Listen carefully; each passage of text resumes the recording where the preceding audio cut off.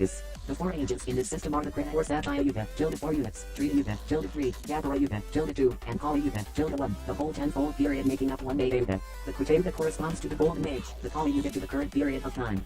Every description of the Golden Age period relates how the gods walked with men in a perfect and harmonious environment balanced between the terrestrial and celestial. Humanity suffered no sickness and no aging in this timeless paradise. After the fall, man fell into time and suffering, forfeiting the gift of immortality. Madame Blavatsky, the founder of Theosophical Society, claimed the second root race originated in Hyperborea, before the later races of Lemuria and Atlantis. The Russian metaphysician Alexander Dugin says that it was the home of the solar people, connected to what is now northern Russia. Solar people, Alexander Dugin explains, are a cultural spiritual type who are creative, energetic and spiritual. They are the opposite of lunar people, a psycho-spiritual type who are materialistic, conservative and wary of change.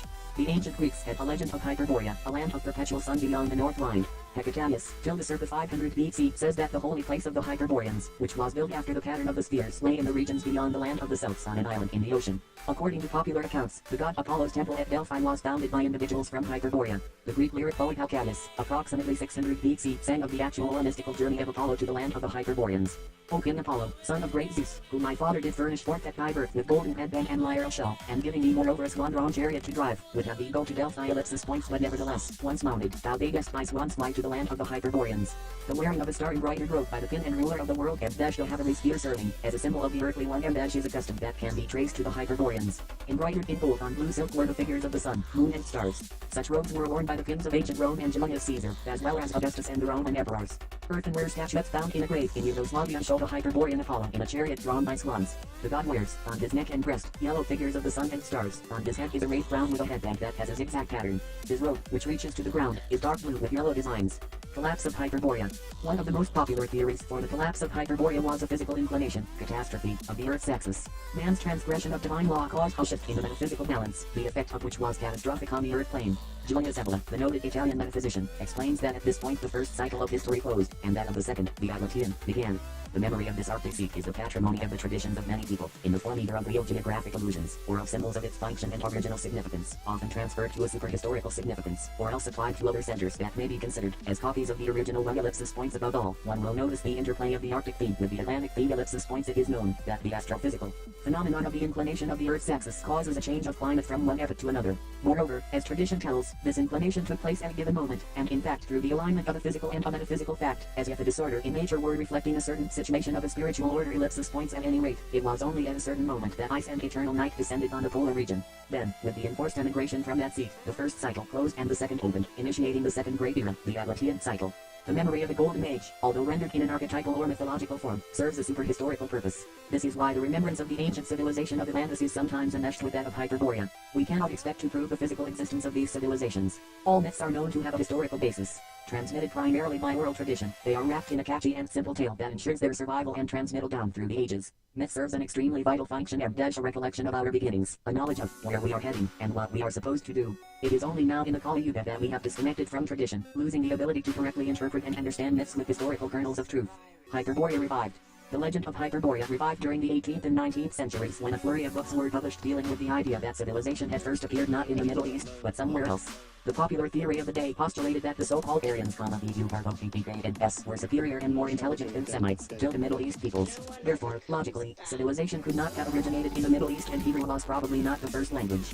The Frenchmen of the Enlightenment were in no doubt that Eden was situated on higher ground. The Germans similarly, who were looking for their offspring, also sought to be free of a history tied to the Mediterranean and Middle East regions. British and German scholars studied ancient Indian, till Vedic, civilization and lent the Sanskrit language. Many believed Sanskrit the original language of the Aryans. With new sources of knowledge from ancient Egypt, Chaldea, China and India, researchers were treading on dangerous ground as far as questioning man's origins. Biblical history was still strictly upheld and moving too far from this historical boundary could have been silenced. Writers such as Jean Sylvain Bailey, approximately 1736 to 1793, The Reverend Drive, William Moore in 1800s, Al Bang and Hertilit, approximately 1856 to 1929 and H.S. Spencer, approximately 1900s, developed out theories, often borrowing from earlier sources, attempting to prove man's origins in the polar region. Tillich's book The Arctic Home in the Vedas, Tilda published 1903, begins by stating the well-known fact that warm weather remains in the Arctic regions, which shows the climate was far different during the interglacial period. According to Tillich, scientists do concede the existence, in the past, of a warm circumpolar continent, and the circumstances there would not have been nearly unfathomable, as imagined. Tillich was convinced the ancient Indian Vedic texts point unmistakably to a realm of the gods where the sun rises and sets once a year, showing that their writers could understand the astronomical conditions at the North Pole. Tillich, who had a perfect mastery of Vedic language, placed the original Arctic home existing around circa 10,000 BC just prior to its destruction and the beginning of the last ice age. His book had little impact in the West but was popular in India. When the learned Zoroastrian H.S. Spencer wrote his book The Aryan Ecliptic Cycle, approximately 1965, a development of Tillich's work, he was able to obtain endorsements from Sir S. Radhakrishna, then President of India, as well as from dignitaries of the Theosophical Society in Adire and the Sri Aurobindo Ashram in Pondicherry. Spencer's approach commenced not with the Vedic but the Zoroastrian scriptures, going further than Tillich in tracing the progress of the Aryans from the north to their new homes, and the schisms that beset them on the way. Spencer's Aryans made their presence felt, after they traveled far and wide. They molded the religions and cultures of Egypt, Sumeria, Babylon, and of the Semites, hitherto worshippers of feminine lunar deities. However, the search for a terrestrial Hyperborea by many researchers and the movement of an original race has been extremely difficult and presumptuous. Proving human habitation possible at the North Pole somewhere between 8,000 and 10,000 BC is no mean feat, particularly if you were living in the 18th century. The numerous theories posited not throwing contradictory or tendentious evidence has served only to discredit the whole notion of Hyperborea. The same could be said of theories attempting to prove the existence of the lost continent of Atlantis. Quote, the drive to prove the actuality of a terrestrial Hyperborea has overshadowed its occult and symbolic importance. The spiritual pole. In the quest to discover the physical location of Hyperborea, most writers overlooked the possibility that the mythology served a special symbolic and spiritual purpose. What if the truth behind the legend was esoteric, and not exoteric, as some even today still maintain? Many traditions speak of a supreme spiritual center or supreme country. The supreme country that does not necessarily lay at a specific earthly point, but exists in a primordial state, and affected by terrestrial cataclysms.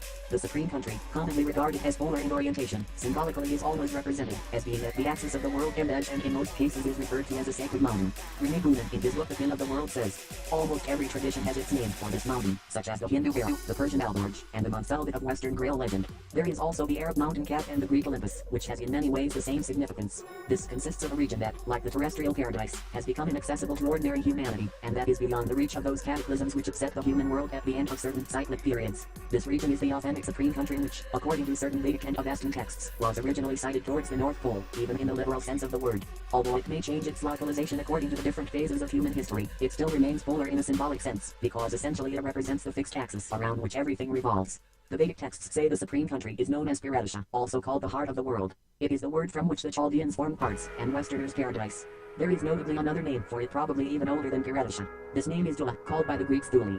Common to regions from Russia to Central America, Tula represented the primordial state from which spiritual power emanated. It is known that the Mexican Tula owes its origin to the Toltecs, who came, it is said, from Island, the land in the middle of the water, which is evidently Atlantis. They brought the name Tula from their country of origin and gave it to a center which consequently must have replaced, to a certain extent, that of the lost continent.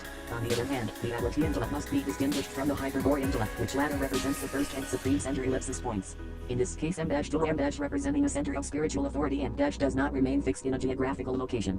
Boonen states that the Atlantean cycle, successor to the Hyperborean cycle, is associated with Tula. The Atlantean Tula is an image of the original primordial state situated in a northern or polar location. As world cycles progress onward, the supreme seat of spiritual power regresses further and further into hiding and obscurity. This, of course, is deliberate and predictable, as humanity descends into the end of the age, progressively enmeshing itself in the material plane until the reversal of established world order is imposed. It should be emphasized here that Tula, or the center of spiritual authority, constitutes the fixed point known symbolically to all traditions as the polar axis around which the world rotates. Metaphysically speaking, the world rotates around this seat of power, even if it's not geographically north or south.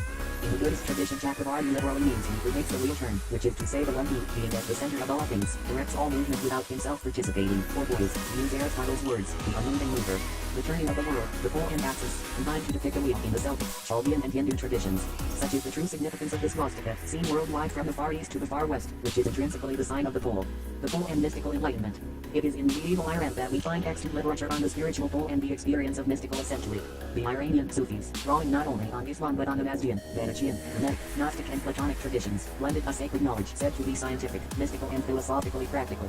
Esoterically. Point. The Persian philosophers situated the Orient neither to the east, nor to the south, whither they faced in prayer towards the Qibla. The Orient sought by the mystic, the Orient that cannot be located on outer maps, is in the direction of the north, beyond the north. Joe the Man of Light in Iranian Sufism, Ibn recording, 1978, about this whole reigns of perpetual darkness, says the recital of Halai Ibn Matson, one of the visionary recitals of Avicenna Tilda Ibn Sina. Each year the rising sun shines upon it at a fixed time. He who confronts that darkness and does not hesitate to plunge into it, for fear of difficulties will come to a vast space, boundless and filled with light. Tilda Ibn, this darkness, says corresponding is the ignorance of the natural man.